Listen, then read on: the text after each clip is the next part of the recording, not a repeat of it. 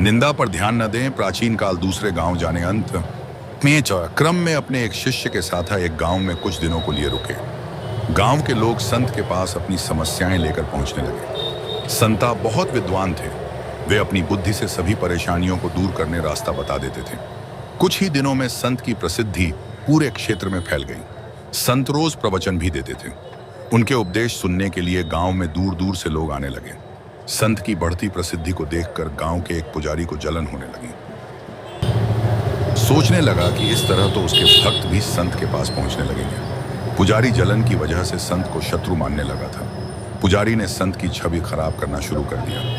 वह गांव के लोगों को कहने लगा कि यह संत पाखंडी है और लोगों मूर्ख बना रहा है। पुजारी के कुछ साथी भी इस काम में उसका साथ दे रहे थे। एक दिन संत के शिष्य ने गांव में अपने गुरु की बुराई सुनी तो वह क्रोधित हो गया। शिष्य तुरंत ही गुरु के पास पहुंचा और गांव में बताया, हो रही बुराई के बारे में बताया। संत ने शिष्य की बातें सुनी और कहा कि हमें इन बातों पर ध्यान नहीं देना चाहिए। अगर हम उस पंडित से वाद विवाद करेंगे तो भी ये बातें चलती रहेंगी। जिस तरह हाथी पर कुत्ते भौंकते हैं लेकिन हाथी अपनी मस्त चाल में चलते रहता है, ठीक उसी तरह हमें भी ऐसी बुराइयों पर ध्यान नहीं देना चाहिए। अपने काम में मन। संदेश: यह जरूरी नहीं कि हर व्यक्ति आपके पक्ष में हो। समाज में कल लोग हमारे के तितिबारिक हैं,